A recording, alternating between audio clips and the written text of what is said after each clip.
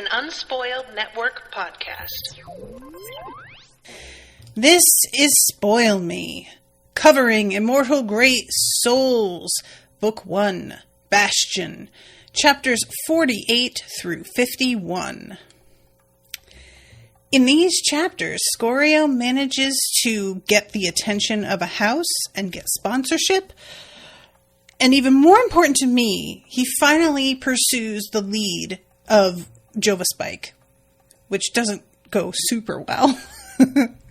Welcome to Spoil Me.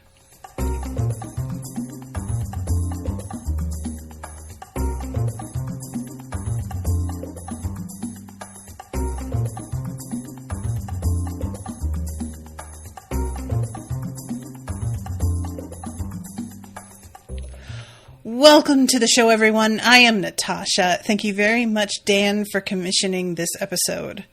So these chapters were really fun. There was just a lot going on here, and it's a sort of thing where I was pretty confident he was going to be able to get the, sponsorship of a house. My instinct here is that the whole thing with getting this sponsorship is going to be a lot different than he expects it to be. He seems to be under the impression that sponsoring means they pay for me to improve. I do my own thing. And eventually, when I am at a power level that is helpful to them, I'll be enlisted to do a few odd jobs here and there. And I really feel like he is not seeing the writing on the wall. There is a moment where he says something about how he's going to go through the gauntlet with his friends. And then I think it's Leonis who's like, are you sure they're going to want you to go through with us? Because they probably want you to go through with their own people.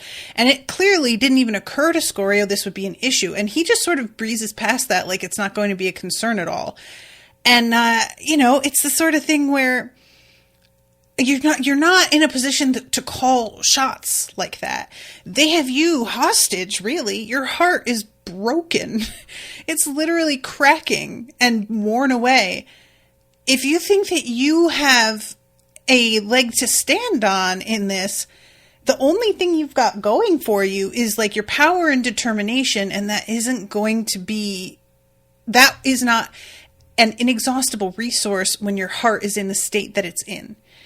So I just really feel he's got an idea about this that he is going to have a rude awakening about. But I'm getting ahead of myself as usual, so let's start at 48.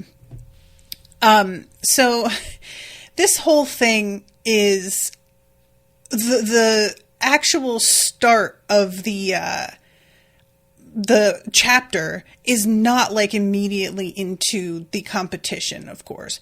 First, we get a bunch of things dropped that I don't feel like I need to remember probably, but they are the sort of the seasoning that makes a world feel bigger. It's something, I have often had a difficult time when I am talking about a book that has good world building, really pinning down why certain books' world building feels more genuine than others. And I have come to the conclusion that it's when a writer makes sure that there are things happening around a character that have nothing to do with the character. Because so many writers, especially YA writers, we have a sort of term nowadays that I feel like gets a little overused, but I can understand it, called main character syndrome. And it's basically just shorthand for somebody being selfish and thinking only about how something affects them, and that everything that exists is for their convenience and benefit. And writers can fall into that trap where they make this character, and anything that's ever mentioned will eventually come around and affect the character, or is only mentioned because it's already affecting the character. And I've started to understand that just having some stuff mentioned that's going on that they are not involved in makes it feel like the gears are turning out of sight and that things aren't completely revolving around this person in an unnatural way.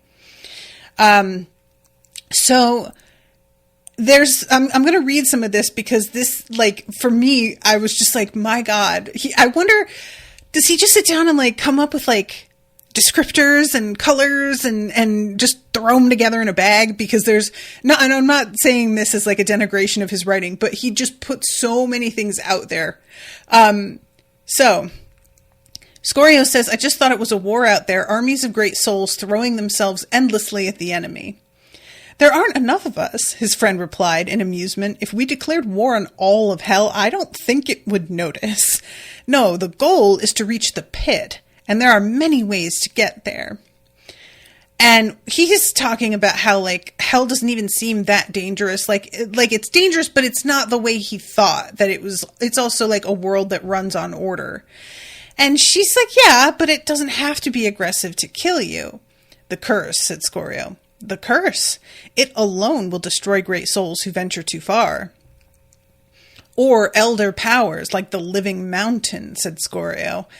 What was the inferno creature called? Cazador the All-Burning. Wait till you learn about the Viridian Heart and its living empire, or the Dying Dreamer. That's my favorite. I'd love to meet one of its white riders and defeat it in spoken combat, earn a life boon just like Blood Baroness Esme did in the song. White riders? Yeah, you'll get to it. They're ghostly emanations from the dying dreamer himself, fragments of his shattered mind. He sits in despair, a doleful, absolutely massive giant who was once a king, in his rusted armor on his broken throne. It's overwhelming, don't you think, to realize that they're all out there at this very moment while we're walking down this hallway right now? The winged plinth is calling down storms. Javelinx is stalking its next prey. Wan elderlings haunt the mist-shrouded veil of regrets. The omnicide decides the fate of hundreds of thousands in the scorched swale. And he says, I'm more excited to see Great Soul Outposts, Red Shoals, or the Golden Star. You need to join Endergrast's sect to enter the star. You kidding me? If a Crimson Earl asked me to join his legion, I'd take the suit of enameled armor and brow star in a heartbeat. So, like I said, he's just dropping a lot right there. And it's fine. Because I don't feel like it's necessary for me to grasp it and remember it all for what's happening next. There's a version of this that's not great.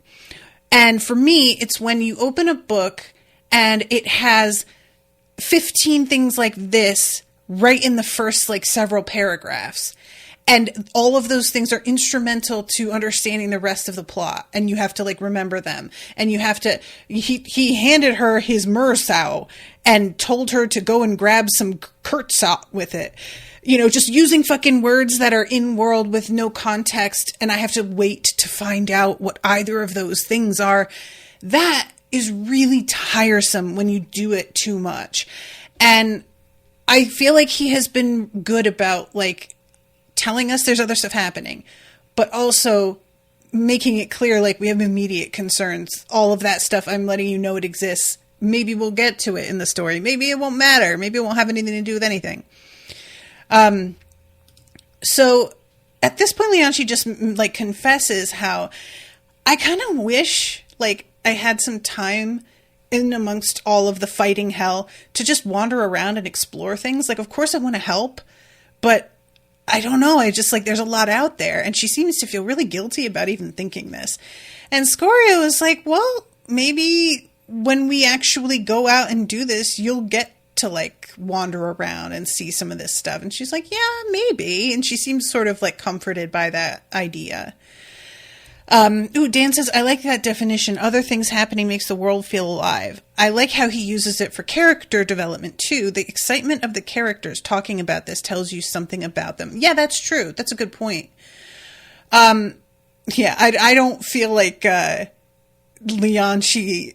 I don't see, for example, Leona saying, I'd love to meet one of the Dying Dreamer's white riders and defeat it in spoken combat. Like, I feel if that time came... defeating in spoken combat, it might go to Leonis because that man can talk, but I don't feel like that's something that he's, like, out here dreaming about. So it's time for everybody to get ready for the tournament. And Lianshi is like warning him, this is going to be a little overwhelming. Like the amount of people, the scope of it all, the sound. And it turns out to be like what I'm imagining is I went to the AT&T Stadium, I think it is called now, in Dallas to go see Beyonce. And that venue holds 85,000 people. And I have never been to a venue of that size before. It is staggering. And I was in a seat 3 rows from the top. So I had quite a view of everything. And it's dizzying. And I mean that in the most literal sense. Like Rashawn and I got to the top of the stairs to walk down to our seat, and we had to stop for a minute and like steady ourselves because it was so unbelievably huge that your brain falters for a minute and you just can't make sense of it. And you feel like disoriented. So that's sort of what I imagine this area looking like, even though it's not full, obviously. It's like the bottom several rows. That's still a whole lot of people considering the size of the place. So let's see. Remind me, who was it that knocked you out of the tournament? Because Leona says something about how since she's a woman, he's not going to throw her into the pool. And he says it was a beast, a monster of primal power and unearthly rage. I'll be sure to tell Ramona that, said Leonshi sweetly. I'm sure she'll want to ask some follow-up questions. Good for you, Leonshi. So I love the fact that Leonis finally is like, Naomi, are you going to ever banter with us? Like, what's the deal? And she says that once he beats her in single combat, she will. And this is so great. He tries to come up with a couple like quippy one-liners that she might say, but he's not really like landing. And she decides to make him super uncomfortable. This is so funny to me. She comes up to him and she puts a hand on his chest and she looks into his eyes and like drops the lids of her eyes and says, "You know me so well, King Leonis. How about we get together later, just you and me, and I'll share my idea of a fun night out." And he takes a step back and is like, "What? Oh, misunderstanding. I think you mistaken what I meant." And Lianshi finds it really funny. Oh, this was such a great way to throw him off. Like, this man talks such a big talk, and the instant that she's like, maybe I'll just act real friendly, he's like, I don't know what to do. But it was a fun way to handle it, I thought. So then we have Leonis psyching Scorio up. And I really liked this because sometimes we just need somebody to remind us who the fuck we are. It's as simple as that. I get this way, you know? And it's very easy to say everything that you have accomplished. I am somebody who is so aware of how much circumstances affect what everyone in the world can accomplish because opportunities will be limited, resources will be limited. So a lot of the time, if I have accomplished something, I will feel like I was lucky to even be in the position to do the thing. And therefore, my accomplishment isn't valid. And two things can be true. You can be privileged and fortunate enough to have been in a position to do a thing, and you can have accomplished something that's genuinely impressive. And I think that it's difficult for me to hold both of those thoughts in my mind.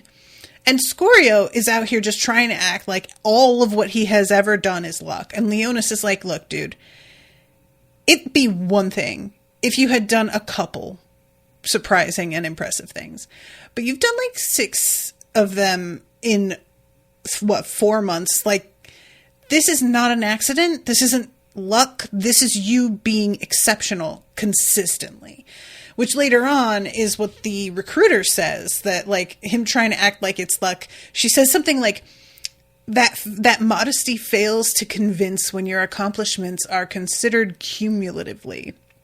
Such a concise sentence. I love it. So anyway, yeah, Leonis has to like really get him fucking out of his head and like into the zone. And Scorio keeps trying to be like, I hear you. And Leonis is like, nah, you fucking don't. And then he says, you know, I saw you more fired up when I told you not to go into the gauntlet by yourself. This is supposed to mean a lot more than that, and you were ready to throw me across the room, and now what? Where is that? Come on. And Scorio kind of, like, takes a breath and realizes, like, yeah, no, he's right. Oh, God. And it suddenly feels that rush coming over him. So they go inside, and the way that this works is Praximar makes a speech. Oh my God, this guy is so tedious. It's not just like the wording of everything that's tedious. It's also, for me, the narrator of the audiobook is very good, and he makes Praximar's voice so pompous sounding that you just want... If he were a TikTok, I would scroll past him as fast as possible the instant he started talking. I would just not be interested in hearing that voice anymore. So yeah, tons of like pressure on everybody, trying to assure them all that like, if you fail, there's nothing to be ashamed of. But he also says that this is separating the wheat from the chaff. And I'm just like, you can't say that and also be like, there's no shame in losing, sir. I'm sorry, but don't use that phrasing then. And he talks about how some of the things that are happening right now are part of a sort of cycle that happens. Now, talk about dropping a bunch of stuff here. The Emerald Host is on the march for the Viridian Heart. It's chosen to migrate. A mana quake has sent gold mana flooding through thousands of miles north. The White Queen herself told me the Cerulean Oracle has returned to life and begun giving prophecies. Worse, that last rock has fallen to the Blood Ox, and our forces stream back across the Bone Plains in disarray. I mean, that all sounds like bad news. I don't know. But anyway, this is all, just kind of underscoring the necessity of them advancing. I am just really not sure how much of this is like what it looks like on the surface. It just feels like so much is hidden under layers that I am really resistant to like believing a word this man says at this point. And I don't know if that's fair, but that's how I feel. So this is when Helminth announces that they're going to do this special challenge and somebody can fight Scorio. And there's this kid that throws his hand up and is immediately like, I will accept this challenge. And before he goes in, Leonis warns Scorio about this guy. His name is Atherin. And he says he won his last fight by luck. His opponent twisted her ankle halfway through, and he showed killer instincts in taking her down. He's fast, but not strong. Don't underestimate his ability to take punishment and keep getting up. Put him down hard, and don't turn your back on him. All very useful information. Thank you, Leonis. So he goes in, and long story short... Oh my God, that is my dog snoring. I'm sorry if you heard that. Long story short, Scorio puts this kid down with one single punch.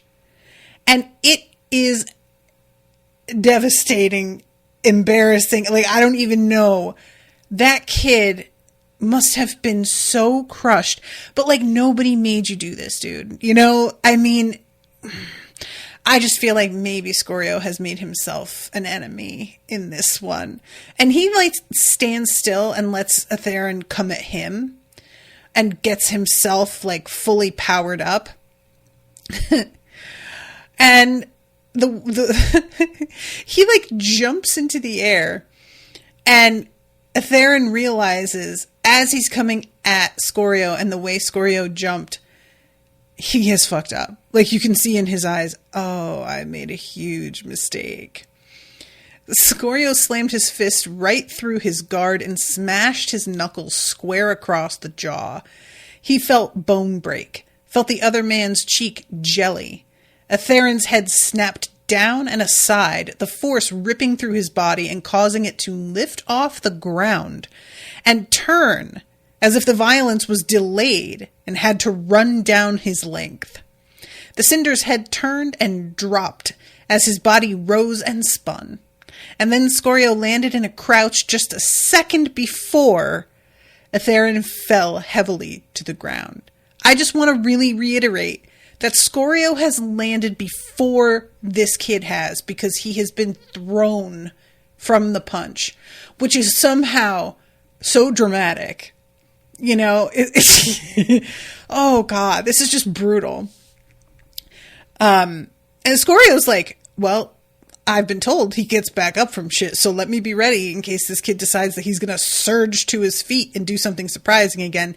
But he doesn't. He's down. His body fades away. And there's this long, long silence. And Scorio is like, did I fuck up? Like, why is everybody quiet? He thinks maybe he did something wrong. Did I break a rule? Are they going to throw me out? He starts to get genuinely panicked at the complete lack of response. And then he hears Leonis start laughing and clapping, and it's enough to get everybody going. And then all of a sudden, it's like the whole crowd. And he notices not everybody, but like there's a substantial number of people who are clearly going, oh, okay. So then we go into the second bout. And Scorio, I love this description of his opponent. And it's like, I want to get to know him better. He's really giving me a little Jai Long from Cradle. Somebody who's like extremely serious about their shit and a loner. Because maybe they hold others in a little bit of contempt, perhaps. Maybe they have been disappointed by people, you know, it's almost a bit of a Naomi vibe, but like not as angry, much more determined despite. His skin was toned like first bronze, his mouth sensitive, his poise and balance such that even while merely standing, he exuded a dancer-like grace. His defining feature was the long braid he wore down to the small of his back, but which here in the gauntlet now hung loose like a curtain of shadow, straight and coarse. I don't know why that would be. Is that something that happens to everybody? I don't remember this. If like being in the gauntlet changes your appearance and what you're wearing, because I feel like having your hair down is a real disadvantage in a fight, and that feels unfair. And I love this. In this great soul, Scorio sensed a brother, a man possessed of a fierce will and quiet bravery, no tremulous bravado, no uncertain desire for glory.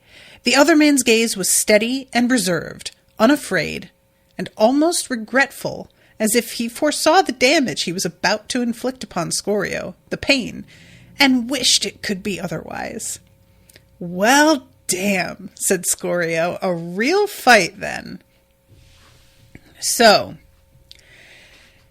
Dan says maybe just a reference to the lighting in the gauntlet. No, because he says, like, his defining feature was the braid, but it now hung loose like a curtain.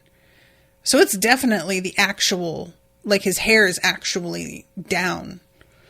But I don't know, maybe he does this for his own reasons. I don't know that it's even the gauntlet. It's just the way it's worded that says like, but here in the gauntlet it hung loose. So I don't know.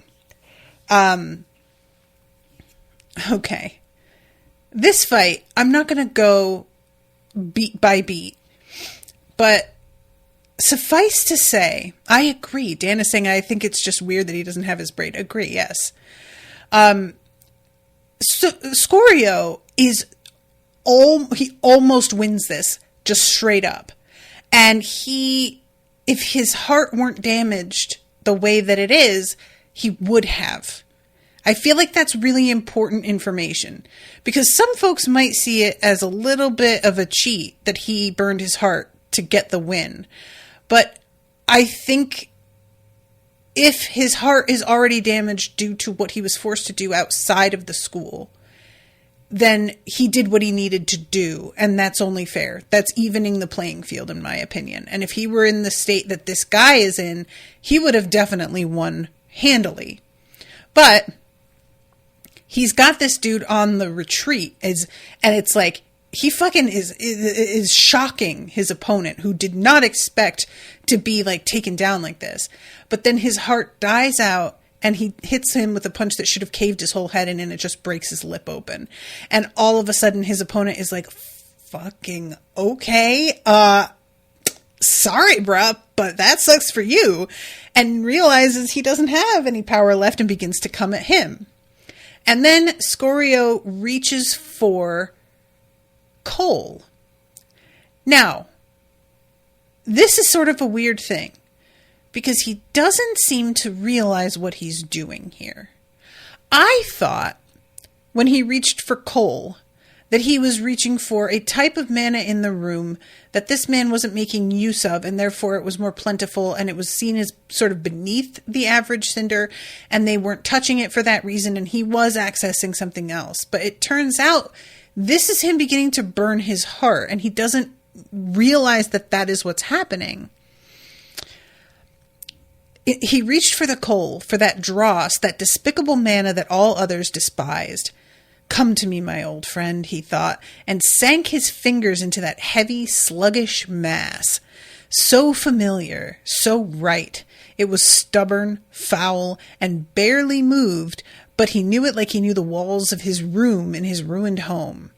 And with a great burst of need, he got the Cole moving, swept it once, twice, thrice around his heart, and then slammed it home with all the violence and satisfaction of a janitor dumping a bucket of ashes into a waste pit, which is a weird comparison that I don't feel works real well here, but it's fine. The man raised his leg with remarkable control, extended it straight and true above, and then with a convulsive flex, brought his heel whistling down towards Scorio's face. He willed his heart to ignite, his wretched, wounded heart, and despite the pain, the fractures, the Cole burst into flame, wreathing him in black tongues, and Scorio brought up his hand to catch the man's descending heel in the palm of his hand. And this dude is a little like, wait, what? Because he thought this was over. Caught him in a tackle, blah, blah, blah, blah, blah. He's beating the shit out of him. He feels his nose break. Scorio held on with every vanishing ounce of his Cole-born strength. His mind was a rushing roar. He felt the Cole mana burn away, heard the flames, saw them all around him. There was nothing but this immolation. He was in a pyre of black rage, and it was burning, consuming him, feeding him an impossible strength that would never end. A strength with which he could tear raw chunks of stone right out of the ground, with which to break his foe's head in. And yeah, I'm like, this doesn't feel like Cole, Scorio. That feels different. What's that? I don't like it. Like, dude goes down. And Scorio was standing there like, oh, Cole mana's still burning. I feel amazing. And I'm like, dude, I don't know. And when he rises to his feet, he sees the fire all over him and he's sweating. Scorio came to atop the jeweled bier, and for a long, aching moment he didn't know where he was, what had happened, and why he was staring up at the sun-sluiced interior of a vast dome. And Lianshi and Leonis are not aware of what he did. And they're just like, how the fuck did you pull that out? I thought it was over for you, man. Damn. But then Naomi comes along and is like, too bad nobody warned you not to burn your heart. It's definitely a totally innocent mistake that you didn't know about. And Scorio's like, wait, what? And Naomi says, yeah, check. See what you did. And he sees that part of it is like sanded down and has to do a check-in and see if there's anything about him that feels different. And Naomi can tell that's what he's doing. And she says, you're not a monster yet, but keep it up. Keep borrowing power from yourself, and you'll become one soon enough. Easy, said Leonis. So he borrowed a little of his strength so he could heal his heart. It's a rough deal, but one he stands to benefit from in the long run. That's what everyone always says at first, said Naomi, and turned away. I believe her. I do see where Scorio's coming from, and I don't begrudge him this. I don't, especially because it seems like he really didn't know what he was doing. But I believe her that there's always a good reason to do the thing for whoever is doing it. I don't think this is the sort of thing that you just go into a fight thinking you're ever going to need to pull it out like that. You get caught in a situation where it's your only option, but you keep putting yourself in situations like that till they're the only situations you're in, and then it's too late, you know? We'll talk about this in a little bit later. But Chimera comes to talk to him. And Selena, who is the head recruiter, she has a couple of people with her, recruiter Rack and recruiter Gelagos. And Rack is much less impressed with Scorio. Gelagos likes him on a personality level. Selena likes him on a sort of checks and balances, the accounting comes out favorably. And Rack is very much like high risk, don't like it. He's done a lot that has proven my point already, and I really get where he's coming from. So, they talk to him about his experiences, and eventually, she describes Chimera. She says, we're one of the youngest of the 4 houses. We're well aware of our status as upstarts and have no interest in jockeying with the other 3 for local power, influence, or financial might. Instead, we focus our energies into forging our teams into elite units that can spear deep into hell in search of unique resources. We specialize in acquiring legendary treasures, in verifying rumors, and uncovering new lands. To accomplish that, we are very discriminating with whom we recruit, for it is our intention to invest heavily in every student that joins our ranks. Remind me, Dan, which house was it that Scorio stole from for Dola's little job that she sent him on? So she's like, I want to know what happened when Imogen attacked. And Rack is like, did you plan that the way that went from the start? And I appreciated that Scorio is very honest and is like, no, I was just trying to stay alive. I was trying to tell her what she wanted to hear. And Rack is like, look, did you ever want to throw in with her? And Scorio's like, dude, no. First of all, I'm a cinder. Either she could obliterate me without even thinking about it, or I could do my best to make myself someone she wanted to keep around. All I wanted to do was protect my friends, and letting her completely destroy Bastion just didn't feel like the way to go on that. Fair, said Rack. Please continue. I really do like Rack. I really, really do. He's out here asking the tough questions. So Selena says, how did you break the mental control of an imperator? And he describes the whole thing with the syrup. The wording of this killed me, you guys. I've read this section 3 times now, and this made me kind of laugh out loud every time. Gelagos made a mildly incredulous face, as if he'd taken a taste of dog excrement and found it to be delicious. That is so descriptive. That is so funny. I love that line so much. That's going to be wedged in my brain. He has to describe to them about being cast through the door and how he made it. And she's like, okay, now we have to examine the state of your heart. And he's like, well, just to forewarn you, there's shit wrong with it. I've been pushing myself. And she's like, yeah, I get it. But face Gelagos and he'll tell us. And he's like, well, he's done some heart burn off. I'd rate it merely at level 1, but to have any degree in a cinder is an ill omen, said Rack. Indicates a personality that is volatile, impatient, and reckless. Scorio bit down on his words, forced himself to wait. I guess good for you, Scorio, but my God, dude, the fact that it's this hard for you You have really got to get yourself under control, man. You need to start doing some, like, anger management shit. Second, continued Gelagos, his heart has a moderate degree of fracturing. I'd rate his mana retention to about 60%. I noticed highly developed signs of caustic deterioration from within, no doubt to his extensive use of coal mana and consumption of unrefined black star elixirs.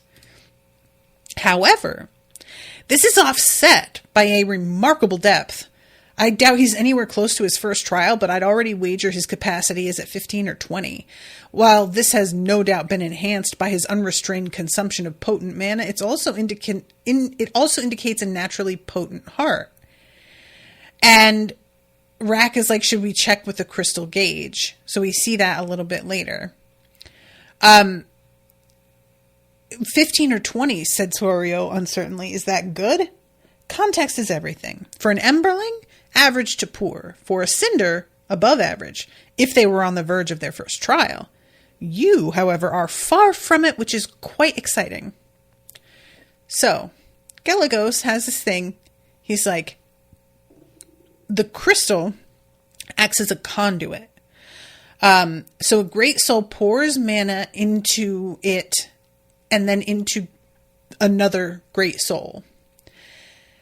The crystal shifts color as it channels ever more continuous mana. We can thus judge a great soul's capacity to draw on mana by how far along the spectrum he can cause the crystal to shift.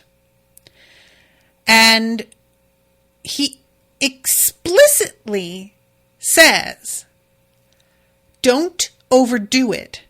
We need to know your comfort level, not your extreme maximum. Understood, said Scorio. No, it wasn't. He did not understand. I don't think Scorio hears words when people say things like, don't overdo it. I genuinely think something in his brain shuts that off. Like it's not language. Wah, wah, wah, wah, wah. Dude, are you fucking serious? Like the way he handles this, I was just like, you are proving Rack's point and you think you're going to be able to hide this? Like why? He fucking can't handle just doing what he is told to do. Sir, I beg you. So he begins to pull mana in. And it's just agonizing, you guys. He's pulling and it's different types of copper.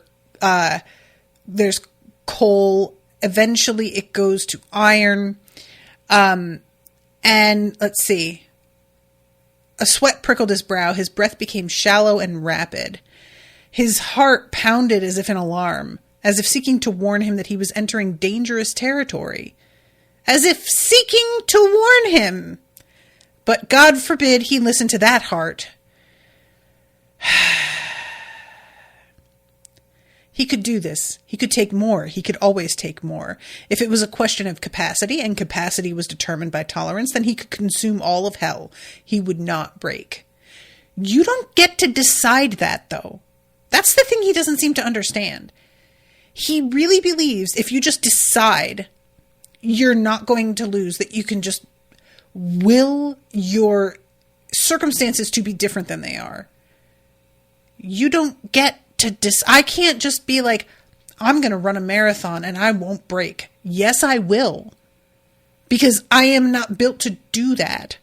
I can get there, but I'm not going to be able to fucking just say and then do. It's not like that. And he's out here trying to just change the shape of reality. So, he opens his eyes, a very bright glow coming from this crystal.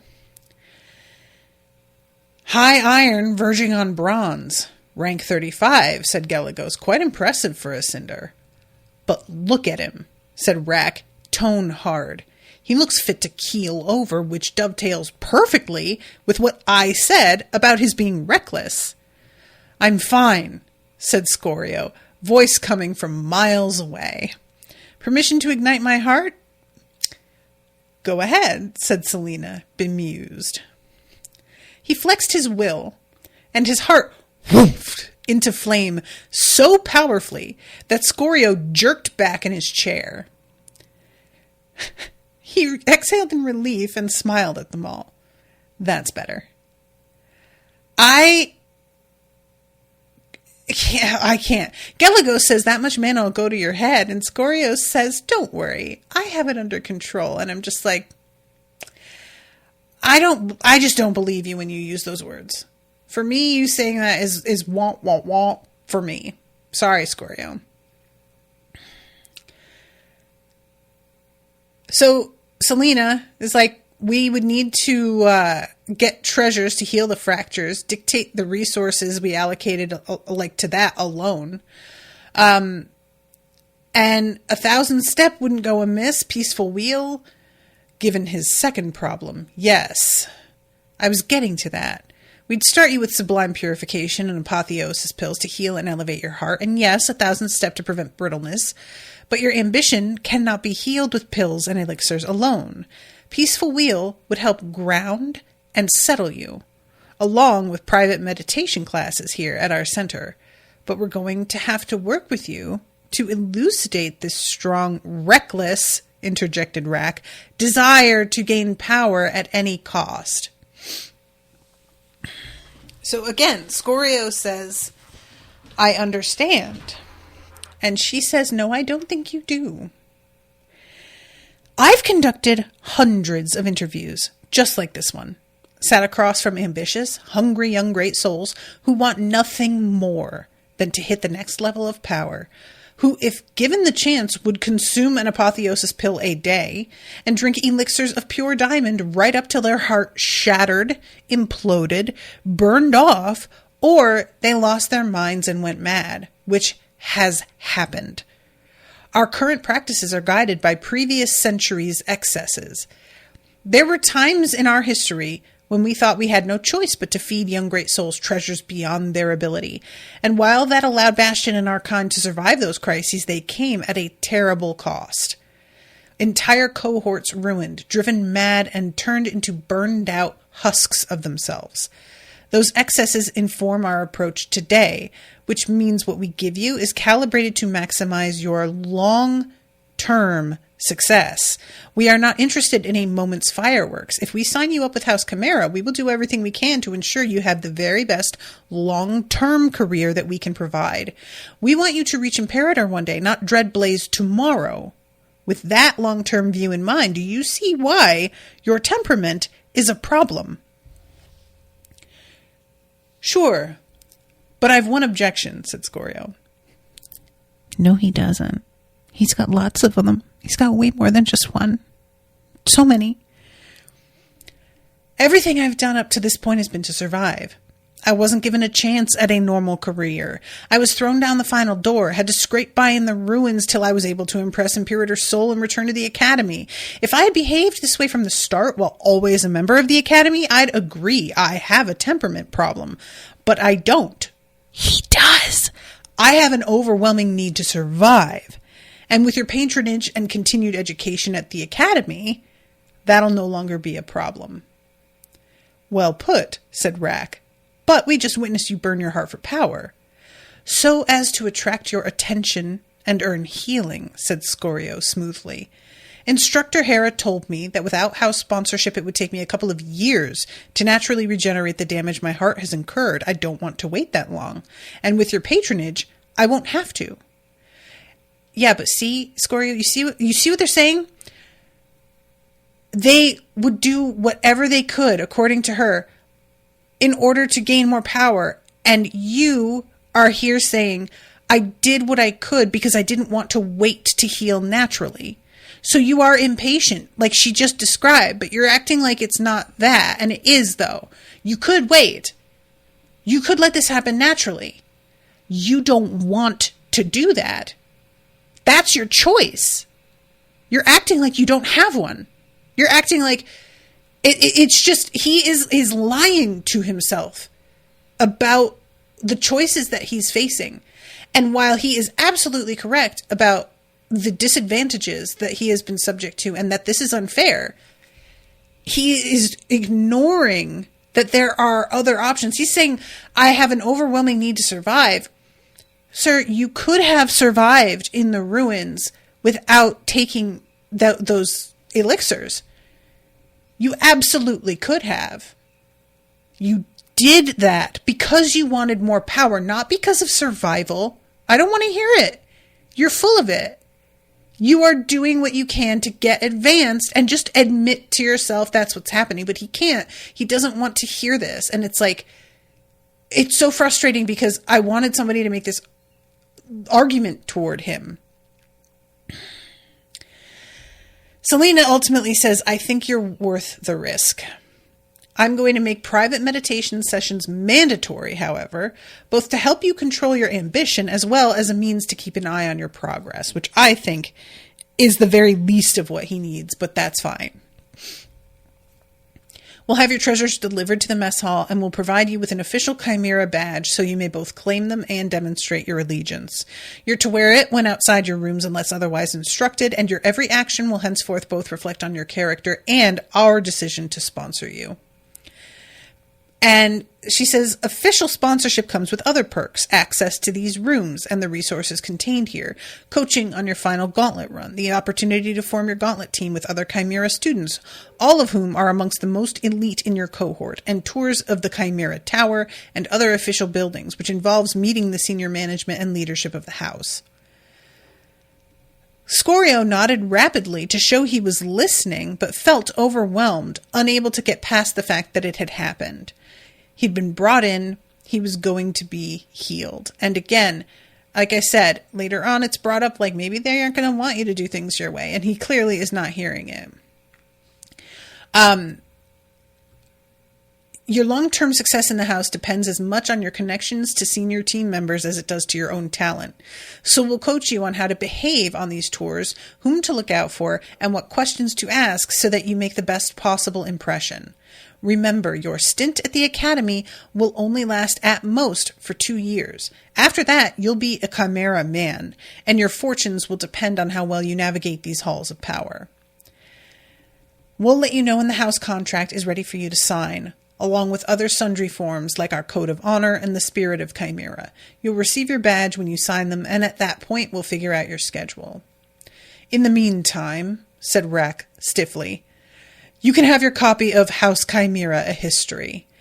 He turned to another shelf behind him which was laden with exact duplicates of small leather-bound books. It so happens that I worked on the latest edition with Flame Vault Aparo and was greatly honored to have my edits approved by Pyre Lord Zaphix himself. All house members are expected to know our history by heart. Let this humble tome be your vade mecum. I don't know what that means. You will find much wisdom and inspiration within its covers. Thank you, Recruiter Rack, said Scorio, taking the book up. I will be sure to read it carefully. Will he? Will he be sure? I don't know. I feel like I want to believe you, Scorio, but you know how you are, bruh. Like, I feel like the best way for this to work is for Leonci to read it aloud to him. So then he goes to class. All of this is happening like on a regular day, which is wild to me. And he has to run to get there on time. Doesn't get a chance to say to his friends how it went, but he's beaming. Obviously, it went great. And Leonci, when he's done, when the class is over, turns to him and is like, how could you just sit there and not say a word, not even pass me a note? But you know, Naomi says the same thing. Just look at him. I will say, normally Scorio didn't pay too much attention. The houses had always seemed the least interesting aspect of Bastion and Hell, but now he thirsted for any information on House Chimera and listened intently each time its name was mentioned. I hope this is indicative of him going to read the book. Like, I'm trying to not be such a hater. And I don't hate Scorio, but you know, man, you know what your issues are, and you just keep acting like everybody is wrong about you. Everybody is saying the same thing, man. This is the look. You get into this space when you are trying to talk to somebody and explain to them that maybe everyone is saying a thing because they all see something that you either can't see or are unwilling to see. But what a lot of people do is they decide that the fact that everybody is saying a thing to them that they don't believe means that the world is against them and that they are a lone wolf amongst sheep, that they don't understand the situation. My situation's special. It's not like what it looks like to everybody. Look, there may be the occasional outlying circumstance where that's true, where everybody is telling a person something that is wrong based on an outmoded value system, a cultural shame, whatever. That's absolutely a thing that can happen. But when you're talking about like a personality thing and everybody is saying you come across like this and you're like, but I'm not like that. How about you stop and think about how everyone is saying, yeah, but that's how you come across though. If you're not like that, why is that what everyone sees? If it doesn't match how you think you are, maybe you need to change your actions to better reflect who you really are. That's still a you problem. Maybe it's not that they are judging you incorrectly. It is that you are giving them bad data. So you have to change that. That's not them having to do anything. And he just keeps being told, you're pushing too hard. You keep doing too much. You keep throwing like shit in my face, whether it's Naomi or whatever, like acting as if, well, I know that for most people it's a problem, but I'll be able to do it just because I've decided. And it has paid off. That's the thing. He has gotten where he is. And so it's just a fulfilling cycle of him being reinforced over and over again that, well, even if I do damage myself, I can find a way out of it. But dude, how many times can you do this? And what is the cost? Like, you had to get House Chimera backing for this. You are acting like you found a golden ticket to solve your problem, no strings attached. It's all strings. It's like a ball of yarn. And your cure is in the middle of that ball of yarn. And you don't see the yarn. How? There's a reason Naomi didn't want to sign on with these people. I don't think she blames him for taking on this patronage. I think she totally gets it. But I think she also is frustrated at the fact that he wouldn't need it if he had listened to her a little bit more and been a little bit more patient. Granted, if he hadn't made the elixir, maybe he wouldn't have made it here because he wouldn't have survived Imogen. It's, it's just really, it's hard to say. I just feel like, yes, his circumstances have been garbage. Yes, to a degree, taking extreme measures was necessary. But every time that he acts as if he doesn't have any choice, now that he is in the academy, I don't feel like he gets to make that excuse anymore. So we'll see. And the conversation about whether they'll be able to do the gauntlet together comes up. Naomi walks out and Leonchi says she's not ready to celebrate the houses or academy. Not that I blame her, given what she's been through, but I know she's happy for you. It must be hard for her to see you succeeding, though, where she's only ever seen closed doors. Was her decision not to enter the tournament, said Leonis. She could have destroyed anyone in the loser's bracket in her Nightmare Lady form. And he's right, but I don't feel like it's just her having sour grapes. I feel like it's her being like, he's going down a path here and he doesn't even really get it. Because she knows more than him. Like, that's just what it comes down to. She does. She knows more than him. She's seen shit. She's done some of this stuff before. And he is in a really particular position where he can't credit that, It's just tough. So, anyway, let's see, here it is. This is when he comes across Jova. And he asks her. By the way, I wanted to mention who I picture Jova as. After having just been watching the Hunger Games movies for the Hunger Games coverage, the woman who plays her like director / camera person, who's also from Game of Thrones, Natalie Dormer, I think that's her name. Is that correct? She is in the second or the third and fourth movies. She has that like shaved hair, and she's got a really sort of sharp, intelligent face. And I just picture her as Jova at this point. So she's not friendly, and she has a real conviction in her heart that if Scorio is a red lister, he got that way for a fucking reason, and she does not want to mess with him at all. All he asks is for her to look through her notes and stuff and see if there's any mention of him. And she says no. And he's just like, wait, what?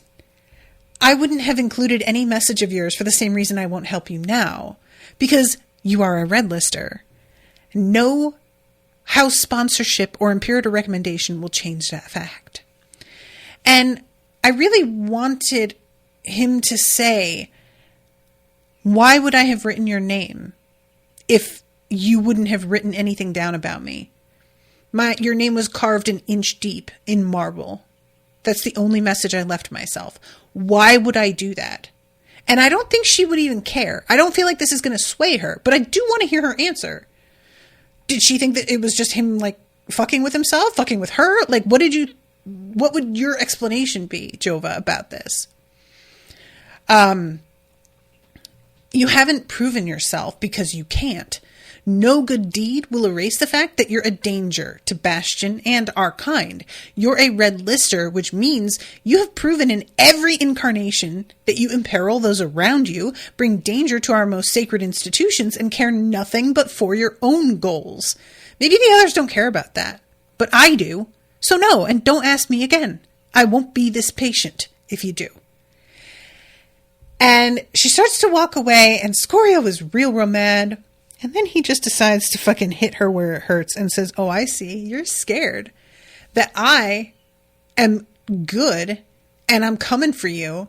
And now you may not be top dog anymore. And she is like, of you? The incredulity on her words stung. But he grinned at her, the expression all teeth. That's right. And you're right to be. I'm going to crush you. I'm going to make Emberling. I'm going to keep getting stronger. And then I'm going to make the deepest into the gauntlet at the semester's end. And you know it. This time she did laugh. A snort of disbelief, and her lip curled into a sneer. Good luck with that. He took a rapid step forward. Then let's make a bet. If I beat you with the gauntlet run, you'll help me as best you can by looking in your journals. And when you lose? He shrugged, still smiling. What do you want? From you? Nothing. She turned now to face him full on, and he felt the air between them tremble. She was drawing in mana, and even with his heart unsummoned, he could feel it. The rush of power flooding into her, the quantity such that it felt like standing in a gale force wind. By all the hells, he thought, just how strong is she? It's a question you should have asked first, sir. Actually, more than nothing, she said, her voice ice cold and imperious. If you fail to beat me at the gauntlet, I want your word, as a great soul, that you'll withdraw from the academy, even if you're offered a place in the second semester cohort. And he thinks to himself, like, why am I feeling afraid? If I'm kicked out, I'll have a place with House Chimera, so it'll be fine. And I was just like, I mean, you will, but I feel like they want you to stay in the school. Like, what, can they withdraw their patronage? I just feel like he's just, maybe you're relying on this a little too much. I don't know. I'm going to hold you to this oath. The consequences of changing your mind will be lethal. Do not talk to me again, or I really will lose my patience. So, he's just watching her walk away. He'd make Emberling. He'd train harder than anyone had ever trained. He'd do the impossible. Understanding the mysteries that had resulted in being labeled a red lister, a monster worthy of the final door. Jova didn't know it yet, but she'd given him the last piece of incentive he'd needed to dominate their academy and their cohort. They weren't going to know what had hit them. Scorio, I sure hope you're right. But I am very worried that this woman just pulled in some mana, standing in a hallway with you, in a downright fucking casual way, it felt like, and she scared you simply by doing that. Dude, I'm just saying. But also, I'm very curious how this is going to go. Because training harder than anyone has ever trained, like, what does that even look like? People here are so serious, a lot of them. And he can just push himself too far. You can fuck yourself up, dude. I guess we'll see. But yeah, I like this bet. It's pretty drastic because, like, when you think about it, he's just asking her to, like, read some notes, probably notes that she would have eventually read anyway. And she's saying, remove yourself from the academy, which is just such a bigger ask. But I guess she's holding all the cards, so she gets to do that. Damn, though. Scorio, bruh. I don't know if you know what you just did. Anyway, okay. I have got to wrap up. But thank you very much to Dan for commissioning this and for letting me reschedule after a root canal yesterday. Appreciate everybody listening. I hope that you're enjoying the coverage. And until next time, toodaloo, motherfuckers.